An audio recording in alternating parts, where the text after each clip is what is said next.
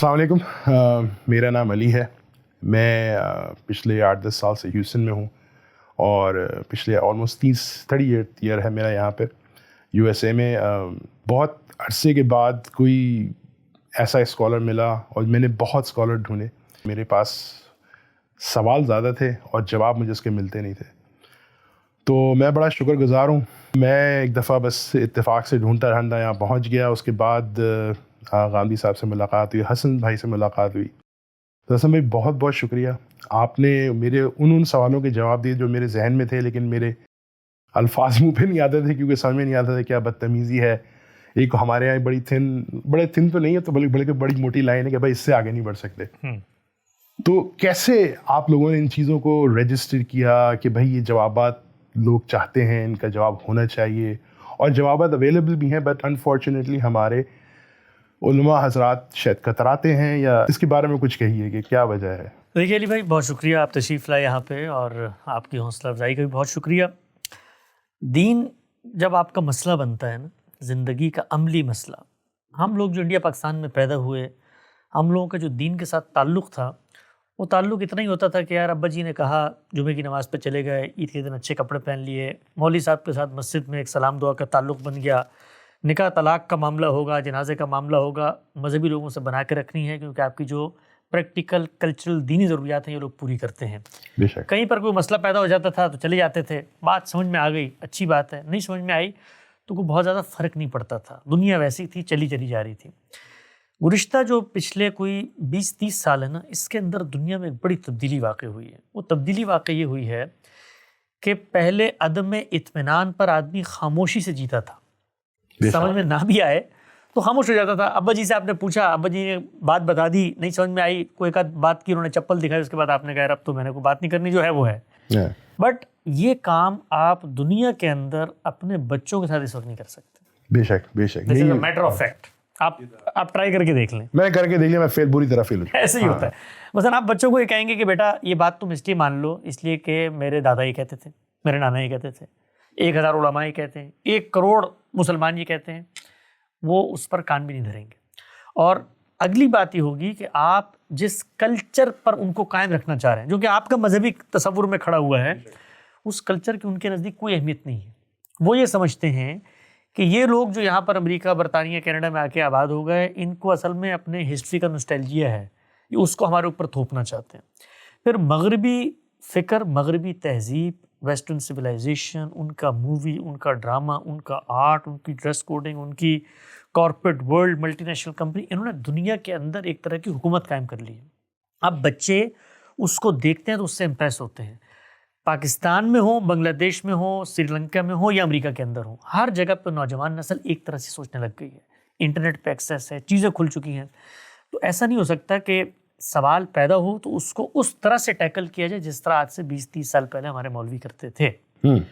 ये बात वाज़ेह हो गई कि अगर आप दीन को अपनाना चाहते हैं और दीन आपकी प्रैक्टिकल लाइफ के मसले हल नहीं कर रहा, आपको आपकी इंटरटेनमेंट के जज्बात को पूरा करने से रोक रहा है, आपको दुनिया में एक बाइज़्ज़त शहरी और एक महज़्ज़ब शहरी बनने से रोक रहा है, गल्ब दीन की तहरीकें हों, जिहाद व क़िताल की बातें हों, मौसीकी की हुर्मत, तस्वीर की हुर्मत, ये सब चीज़ें मेक सेंस नहीं करती। तो इसके नतीजे में दीन से हमारी नस्लों का शऊरी ताल्लुक़ ख़त्म हो चुका था, कम हो बेश ख़त्म हो चुका था। अब 2 ही रास्ते थे।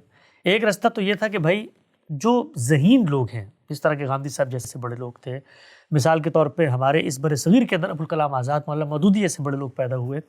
2 तरीके थे, या तो वो ज़ोर ज़बरदस्ती से अपनी नस्लों को दीन के ऊपर वापस लेकर आते, उसका तो इम्कान ही नहीं था, तक़लीद ख़त्म हो चुकी, तहकीक का दौर था, सुनी सुनाई बातों पर, किस्से कहानियों पर लोग कान नहीं धरते। दूसरा तरीका ये था कि ओरिजिनल सोर्सेज में जाओ, जो राइज बात है उसको दोबारा से डिकोड करो, रीलर्न करो, रिकन्स्ट्रक्ट करो, और फिर लोगों के सामने रखो और देखो उनका रिएक्शन क्या है।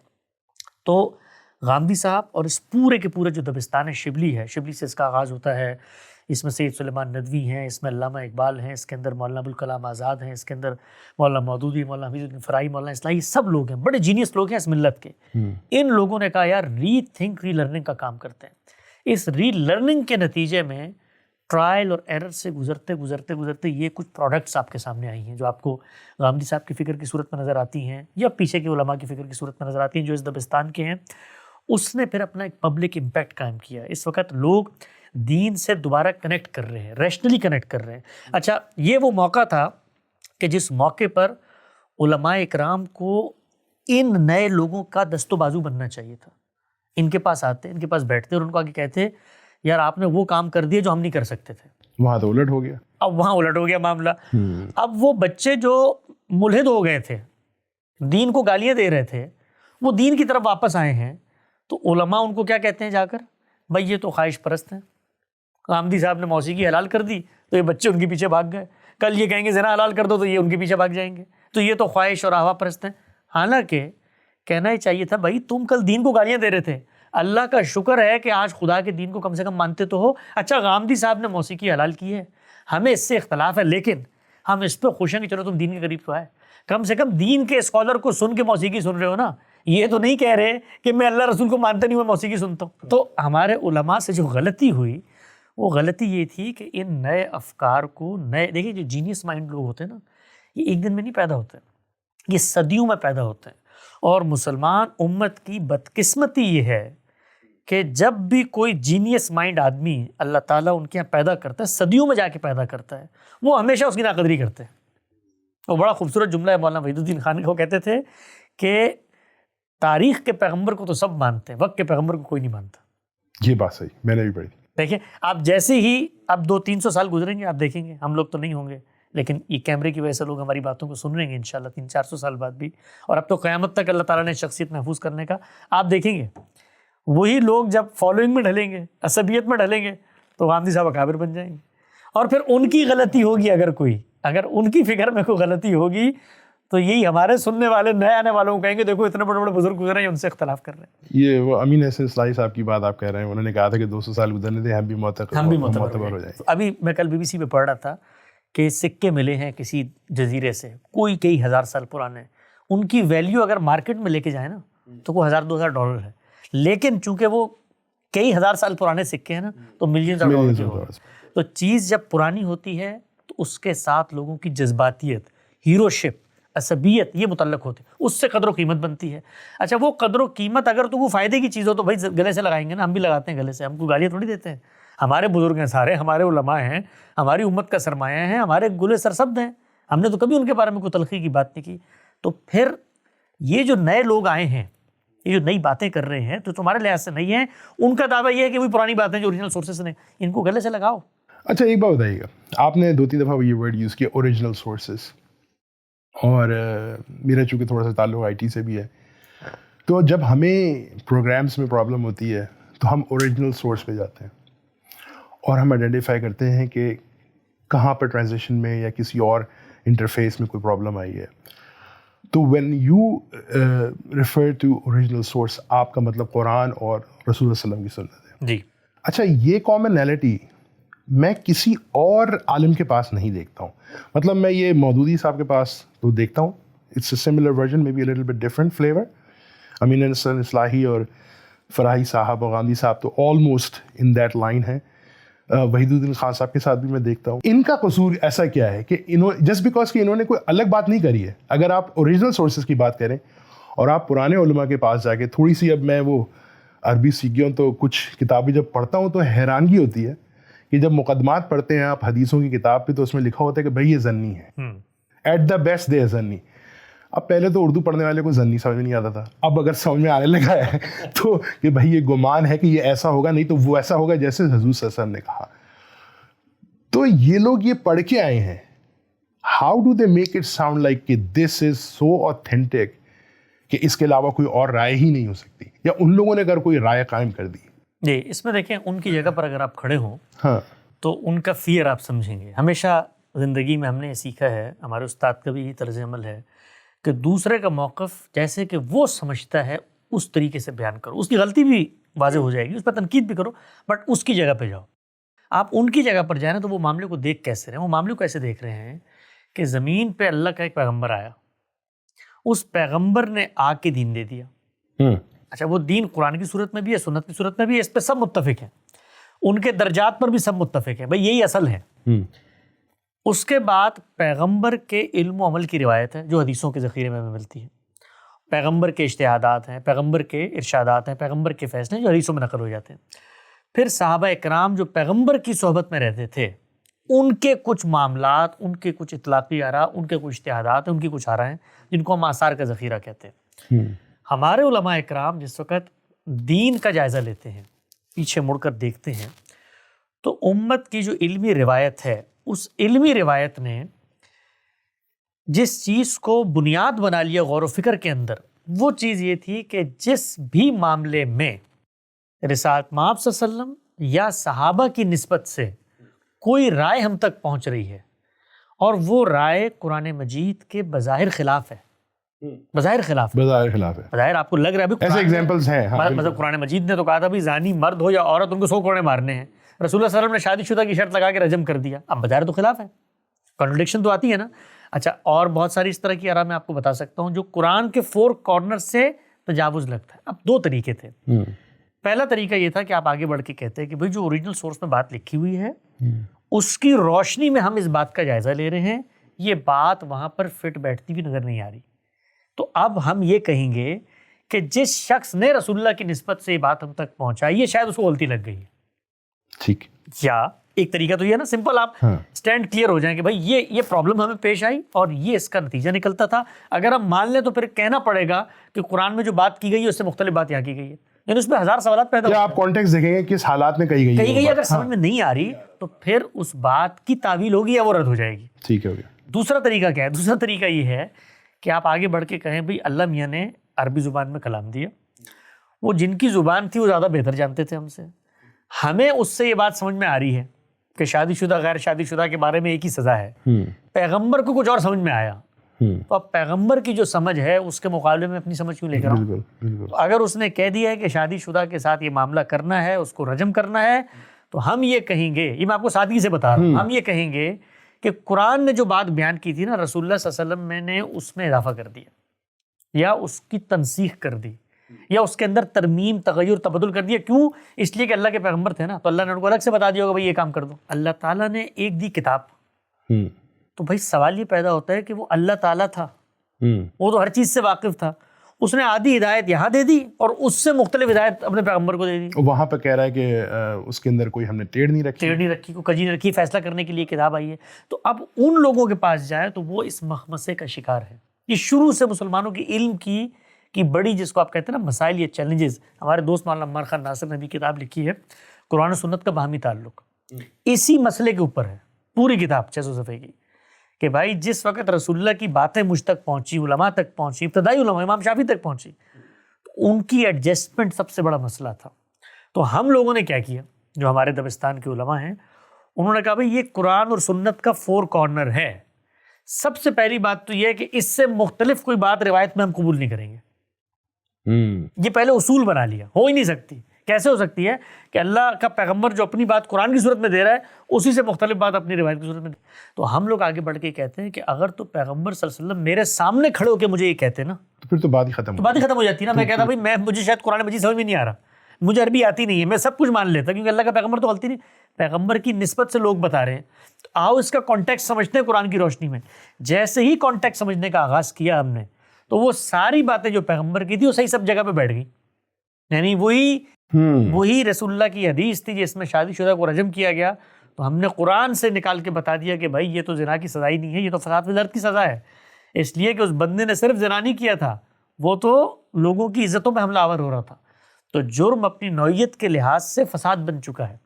تو اس طریقے سے جو سب سے بڑا مخمصہ ہے علماء کا، اس کو حل کیا ہے اور یہ بتایا ہے کہ اللہ کے پیغمبر کی نسبت سے اگر کوئی بات ہم تک پہنچتی ہے تو قرآن کی روشنی میں اس کو سمجھا جائے گا، نہ کہ اس کی روشنی میں قرآن مجید کو دوبارہ سے غور و فکر کا مرکز بنا لیں گے.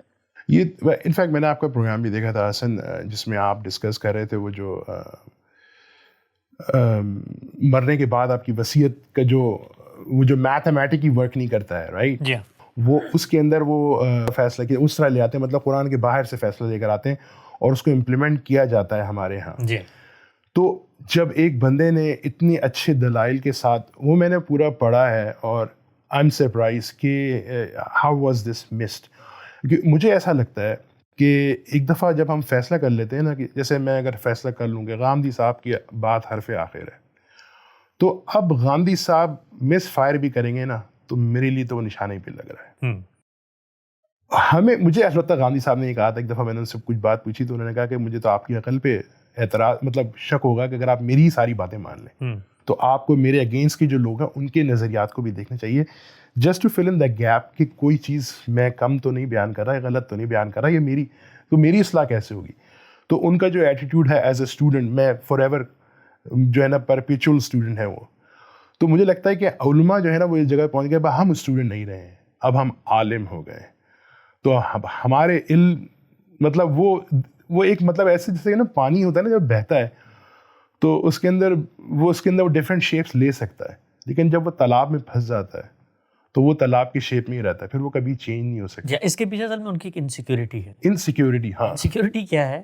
وہ انسیکیورٹی یہ ہے کہ اگر ہم نے غور و فکر کیا, ایسا نہیں ہے کہ علماء کے اندر جینیس لوگ نہیں پیدا ہوتے. بے شک یہ مطلب یہ ممکن نہیں ہے نا. تقی صاحب کو کی چیزیں میں نے پڑھی ہیں, انبیلیویبل. ہزاروں علماء ہیں اس وقت بھی امت مسلمہ کے اندر, ہزاروں ایسے عبقری علماء ہیں جن کو اللہ تعالیٰ نے غیر معمولی صلاحیتیں دی ہیں, تجزیے کی, تحلیل کی, اور استنباط و استخراج کی, غور و فکر کی, تدبر کی, تعقل کی غیر معمولی صلاحیتیں دی ہیں. پرابلم کیا پیدا ہوتی ہے؟ آپ بیٹھیں کسی بڑے عالم کے ساتھ, جو پرابلم ہے نا وہ پرابلم یہ ہے کہ اگر میں نے اپنے سے پہلے گزرے ہوئے بزرگوں سے کوئی مختلف نتیجہ برآمد کر کے دکھا دیا, اس کے نتیجے میں اس بزرگ کی علمیت, اس کی قدر و قیمت, معاشرے میں اس کا مقام, اس کا استحصال ہو جائے گا, یہ لوگوں کے دل میں بیٹھ جائے گا, اس سے اس کی عزت نفس مجروح ہو جائے گی, اس سے اس کی کمی ہو جائے گی.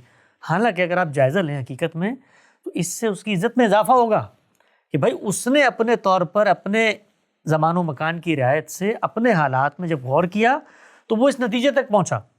آپ آج دیکھیں جدید دنیا کے اندر کیا ہوتا ہے, یہ جو نئی ایجادات ہوتی ہیں, جو نئے سائنسدان ہوتے ہیں, وہ ہمیشہ ماضی کے لوگوں کی ایجادات کے کندھوں میں بیٹھ کے کام کر رہے ہوتے ہیں. بے شک. لیکن کیا کبھی کسی کو پرابلم پیدا ہوئی کہ یار میں نے اگر ٹیسلا گاڑی کی بیٹری بنا لی تو اس سے ایڈیسن کی عزت مجروح ہو جائے گی, اس نے صرف بلب بنایا تھا؟ کبھی نہیں ہوتی نا. کیوں نہیں ہوتی؟ اس لیے کہ ایڈیسن نے جس زمانے میں بلب بنایا تھا اس زمانے میں ریسورسز کی بات, بلب بھی بن سکتا تھا, تو مجھے بلب بھی نہیں بن سکتا تھا, بلب بھی نہیں بن سکتا تھا, اس نے بلب بھی بنا دیا. تو مجھے دنیا کو یہ دکھانا ہے کہ بھائی یہ دیکھو اس کا جو کام ہے اس کو اس کے زمانے میں جا کر دیکھو, اس کی عزت بڑھے گی. علماء کو جو خدشات لاحق ہوتے ہیں نا اپنے بزرگوں سے اختلاف کرتے ہیں, وہ صرف یہ ہوتے ہیں کہ یار ایک طرف تو ہم نے ان کے بارے میں بتایا کہ اتنا پڑھتے تھے اور اتنا یہ کرتے تھے, دوسری طرف لوگوں کے دلوں میں اپنے مسالک, اپنے مذاہب, اپنے اکابر کی عزت کی دھاگ بٹھانے کے لیے کچھ قصے بھی سنا دیے. اب مثلا ہم نے جس وقت فقہ کی کتاب پڑھنی شروع کی قدوری, تو ہمارے استاد نے کتاب پڑھانے سے پہلے, فقہ کی کتاب ہے وہ کئی ہزار اس کے اندر مسائل ہیں اور یہ روزمرہ زندگی کے مسائل ہیں, ہمارے استاد نے کتاب پڑھانے سے پہلے ہمیں یہ بتایا کہ جس وقت مصنف نے کتاب لکھی تھی اس کے بعد وہ گئے تھے حرم کے سفر پہ اور رات کو وہ حرم میں سو گئے. اب جب وہ صبح اٹھے تو پوری کتاب میں جو غلطیاں تھیں وہاں پہ لکیر لگی ہوئی تھی. اب یہ کیسے لگائی لگی؟ اب یہ لکیریں ظاہری بات ہے جب یہ کہانی سنائی گئی ہے تو اس کا مطلب یہ کہ وہ غیبی طاقت ہوگی نا, اس نے لگائی ہوگی. اللہ تعالیٰ کے گھر پہ آپ بیٹھے تو فرشتے اتریں گے, انہوں نے لگائی ہوگی. اب اگر قدوری کتاب کو ری رائٹ کر کے ٹھیک ٹھاک کر کے فرشتوں نے مجھے دے دیا ہے, آپ مجھے بتائیے کہ میں اگر اپنے استاد سے کہوں کہ یار اس میں کیا فضول بات لکھی ہوئی ہے, تو وہ تو یہی کہے گا نا کہ بھائی تو اس کو تو اللہ کے رسول کی اور اللہ کے پیغمبر کی اور اللہ کے فرشتوں کی تائید حاصل ہو گئی. تو جب قصے اور کہانی آپ اٹیچ کر لیتے ہیں نا, تو اس کے بعد آپ دیکھیے ٹی وی چینلز پہ کیا ہوتا ہے.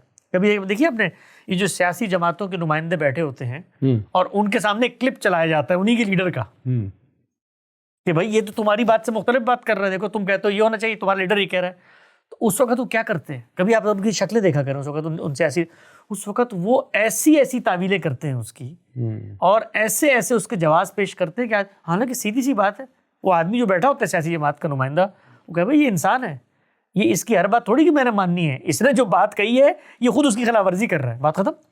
تو آپ کو مجھے یہ لگتا ہے کہ جیسے ہمارا ایک عمومی مزاج ہے as a north south east Asia میں, پاکستان انڈیا کے لوگوں کے چیلنج نہیں کرنا بڑوں کو, اور مجھے لگتا ہے کہ اب جو ہماری اسپیشلی جو جنریشن یہاں بڑی ہو رہی ہے, دے نیڈ وہ اس طریقے سے آپ کی تقلید نہیں کر پائیں گے. مطلب میں یہاں پر تقلید کا ورڈ اس طرح یوز کروں گا, ماں باپ نے جو کہہ دیا اس کو مان لیا, رائٹ. تو جیسے مجھے یاد ہے کہ میں بچپن میں ہمارے گھر میں بھی کبھی کبھار وہ حلوہ پک جاتا تھا. ہم اتنے بریلوی تو نہیں تھے, لیکن محلے کی دیکھا دیکھی اچھا ہی لگتا تھا, بھائی سب جگہوں سے آ رہے ہیں. تو ایک دفعہ میں تبلیغی جماعت میں چلا گیا, 10 روزہ لگا کے آیا. آپ کو پتہ ہے جب 10 روزہ لگاتے ہیں ایک دم سے تو آپ کا دماغ جو ہے نا آؤٹ ہو جاتا ہے. تو میں جب گھر میں آیا سر کے بعد پہنچا تو اس طرح سے ابا کچھ بیٹھ کے میٹھا ویٹھا جو بھی تھا اس میں کچھ پڑھ رہے تھے, کیا جو بھی کرتے ہیں. تو میں نے کہہ دیا یہ تو بدعت ہے, حرام. اب وہ میں تبلیغی سیٹ اپ سے آیا تھا, تو مجھے یاد ہے کہ میرے والد صاحب نے مجھے تو کچھ نہیں کہا, کیونکہ وہ اس طرح کے آدمی نہیں تھے, ذرا نرم مزاج آدمی تھے. انہوں نے میری والدہ سے کہا کہ یہ مجھ سے کوشچن کر رہا ہے اور یہ کیا سمجھتا ہے کہ ہمارے ماں باپ جو یہ سب کچھ کرتے آئے ہیں غلط ہے. آپ یقین کریں کہ میں نے اب جو قرآن پڑھنا شروع کیا ہے اس میں ایگزیکٹ وہی ڈائلاگ واپس میں پڑھ رہا ہوں کہ ابراہیم علیہ السلام کے والد صاحب یہ کہہ رہے ہیں ان سے, دوسرے جن لوگوں کو دعوت دی جا رہی ہے. فرعون نے کہا موسیٰ سے کہ جو تمہارے پیچھے جو ہمارے پیچھے سب آبا اجداد بیٹھے تھے سب غلط ہے, تم ایک نئے اللہ کو لے کر آ گئے اس طرح. تو مجھے بڑی حیرت ہوئی کہ میں نے کہا یہ ہم لوگ تو کاپی بھی صحیح, مطلب کاپی مار رہے ہیں چیزوں کی, مطلب ہمارے پاس اوریجنل تھاٹ ہی نہیں ہے کوئی. ایسے ہی ہوتا ہے اصل میں. اس وجہ سے آپ کی جو بات ہے نا اس کا جواب دیا ایک مولوی صاحب نے پچھلے دنوں. اچھا, وہ کہتے ہیں یہ لوگ غامدی صاحب بھی کہتے ہیں, یہ بھی کہتے ہیں دیکھو قرآن میں لکھا ہے آبا کی پیروی کرتے ہیں اور یہ وہ کہتے ہیں ان کے آبا تو کافر تھے نا, ہمارے آبا تو مسلمان ہیں. لیکن مطلب اللہ تعالیٰ نے بایولوجیکل لاٹری میں ہمیں انعام دے دیے. ہاں, لیکن مجھ سے کسی نے پوچھا ان کا یہ نقطہ پیش کر کے, تو میں نے کہا ان کے آبا کو جن کو تم کافر کرو اپنے زمانے میں مسلمان تھے وہ اپنے حساب سے. ہاں یعنی وہ تو آج تمہارے لحاظ سے کافر ہے نا, اپنے زمانوں میں تو وہ مسلمان تھے. یعنی وہ تو زمانے کے سب سے بڑے مسلمان تھے. بنی اسماعیل اپنے آپ کو کیا کہتے تھے کہ غیر مسلم ہیں؟ وہ تو کہتے تھے کہ ما نعبدوہ الا لیقربونا الی اللہ زلفی, ہم تو ان بتوں کی عبادت اس لیے کرتے ہیں کہ ہمیں اللہ کے قریب کر دیں. وہی حرم کے پروہت تھے, کعبے کے متولی تھے, نمازیں پڑھتے تھے, حج کرتے تھے, وہ بیٹھے ہوئے تھے وہاں پر. موسیٰ سے انہوں نے ان کی قوم نے کہا تھا کہ آپ ہمیں ایک چھوٹا سا ہی بنانے کی اجازت تاکہ ہم فوکس کر سکیں. تو وہ لوگ سب کے سب اپنے دور کے مسلمان تھے جو یہ بات کرتے تھے. تو یہ بات بالکل ٹھیک ہے. اصل میں زمانہ جو ہے نا بڑی بڑی چیزیں. ہم صاحب نے ایک دفعہ مکالمہ ہوتا ہے ڈاکٹر اسرار صاحب سے, تو انہوں نے ان سے کہا تھا کہ یہ جو بات آپ فرما رہے ہیں یہ آج بھی غلط ہے, یہ 200 سال پہلے کہتے ہیں تب بھی غلط ہوتی, لیکن 200 سال پہلے آپ کہتے تو شاید چل جاتی, آج چلے گی بھی نہیں. ہاں یہ مسئلہ ہے, آج چلے گی بھی نہیں. تو اب ایک ہی طریقہ ہے, اور طریقہ یہ ہے کہ علماء اکرام اپنے دلوں کو بڑا کریں, اپنی ایگو کو ختم کریں, اپنی اناؤں کو مسلیں اور کچلیں, اور آگے بڑھ کے اللہ کے دین, وہ جو بار بار کہتے ہیں نا اخلاص ہونا چاہیے, اہوا پرستی نہیں ہونی چاہیے. دیکھیں علماء کی گفتگو میں اکثر آپ سنیں گے کہ یہ خواہش پرست ہیں یہ لوگ. ہم لوگ یہ پرانے جملے ہو گئے, مطلب نئی جنریشن تو اس سے کنیکٹ بھی نہیں کرتی. لیکن اگر آپ غور کریں بہت ذمہ داری کے ساتھ غور کریں آپ, تو یہ خواہش پرستی کہیں اور پائی جاتی ہے. بالکل میں سمجھ رہا ہوں کی بات. یہ خواہش پرستی کہیں اور پائی جاتی ہے. کہ خواہش کیا ہے؟ خواہش یہ ہے کہ ہمارے بزرگوں کا جو فہم ہم تک پہنچ چکا ہے اس سے مختلف کوئی بات ہم نے نہیں سنی. تو اہوا پرستی کون کر رہا ہے زمانے میں؟ یہ علماء کو غور کرنا چاہیے. مطلب افلا تعقلون افلا تدبرون وہاں رک گیا پچھلے 200 سال پہلے. جی بالکل ایسا. اس کے بعد نہیں, اب کوئی مطلب قرآن کی چیزیں. اچھا حسن بھائی, لاسٹ کویشچن. یہ سب تو ہو گیا, ہمیں جو ہونا تھا, ہمارے ساتھ جو ہونا تھا, جو ہم کر رہے ہیں اپنے ساتھ, اللہ بہتر کرے ہمارے لیے. ہماری آگے والی جنریشن اسپیشلی جو یو ایس میں ہے اور ایون پاکستان میں بھی, کہ اب یہ گلوبل ولیج ہو گیا ہے, everybody has access to internet, اور کوئی بھی کچھ بھی چیزیں, اور یہ اے آئی, یہ سب چیزیں چلیں گی. تو اب آپ یہ بتائیں کہ غامدی, مجھے جو لگتا ہے, جو میرا فیئر ہے, وہ غامدی صاحب کے بعد ہو از دا نیکسٹ پرسن جو اس چیز کو لے کے چلے گا یا اس فکر کو لے کے چلے گا؟ دیکھیے جو بڑے لوگ ہوتے ہیں نا دنیا کے اندر, جب یہ پیدا ہوتے ہیں تو یہ روز روز پیدا نہیں ہوتے. دس از میٹر آف فیکٹ, اس کو ماننا چاہیے. ڈیفینیٹلی یہ صدیوں میں پیدا ہوتے ہیں. ایک بڑا ذہین غیر معمولی طور پر فکر دینے والا آدمی, ایک جس کو کہتے ہیں ورلڈ ویو رکھنے والا آدمی, وہ جب پیدا ہو جاتا ہے نا, تو اس کے پیدا ہونے کے بعد اس کے جو تھاٹس ہوتے ہیں, اس کی جو فکر ہوتی ہے, وہ کسی شخص کی میراث نہیں ہوتی, وہ قوموں کی امانت ہوتی ہے. اور نہ اس شخص کو کوئی ایک شخص ریپلیس کر سکتا ہے. غامدی صاحب کسی گدی کا نام نہیں ہے, کسی مسلک کا نام نہیں ہے, کسی مزار کا نام نہیں ہے کہ جس کا کوئی جانشین بٹھا کر چلے جائیں گے. وہ کسی ملکیت کا نام نہیں ہے, کوئی فیکٹری نہیں بنائی انہوں نے تھاٹ دیا ہے. اور تھاٹ کی وراثت ان لوگوں کو منتقل ہوتی ہے جو اس تھاٹ کو ایبزارو کرنے, اس کو ڈائجسٹ کرنے اور اس کو سنبھال کر ایکسپریس کرنے کی صلاحیت رکھتے ہیں. غامدی صاحب کی جانشینی اس ملت کے کروڑوں مسلمانوں کے ہاتھ میں ہے. ہر وہ شخص غامدی صاحب کا جانشین ہے جو علم سے, استدلال سے, جذباتیت سے ماورا ہو کر ٹھنڈے دل و دماغ سے دلیل کا جائزہ لیتا ہے. ہر وہ آدمی غامدی صاحب کا جانشین ہے جو علماء کے سامنے عزت کے ساتھ بیٹھتا ہے, احترام سے سوال اٹھاتا ہے، استدلال سے بات مانتا ہے۔ تو ہمارے ہاں یہ تصور بالکل بیوقوفانہ ہے۔ لوگ عام طور پہ پوچھ رہے ہوتے ہیں کہ غامدی صاحب کے بعد کیا ہوگا۔ غامدی صاحب نہ کسی ادارے کی میراث ہیں، نہ کسی خاندان کی میراث ہیں، نہ کسی مسلک کی میراث ہیں۔ غامدی صاحب اس قوم، اس ملت اور اس امت کا سرمایہ ہے۔ تو جو شخص ان کے افکار و نظریات کو سمجھے گا، آگے پھیلائے گا، اللہ تعالیٰ اس کی بات کو قبولیت بھی دیں گے، اور وہی شخص ہوگا جو عملی طور پہ جانشین ہوگا۔ یہ جو ہمارے یہاں ہوتا ہے نا جی، آپ کسی شخص کو مقرر کر کے چلے جائیں، فکر کی جانشینی کبھی بھی اشخاص کو منتقل نہیں ہوتی۔ فکر کی جانشینی ہمیشہ ان لوگوں کو منتقل ہوتی ہے جو فکر کو اون کر کے معاشرے میں کھڑے ہوتے ہیں۔ تو غامدی صاحب الحمدللہ جو انہوں نے فکر پیدا کی، اس فکر کے آج کروڑوں جانشین پیدا ہو چکے ہیں، اور وہ جانشین انشاءاللہ اپنی اپنی زندگیوں میں بھی اور معاشرے میں بھی اس فکر کو لے کے چلیں گے۔ حسن بھائی شکریہ، آپ نے بہت مجھے ٹائم دیا اور میرے سوالوں کو انٹرٹین کیا۔ جزاک اللہ۔ السلام علیکم۔ بہت شکریہ۔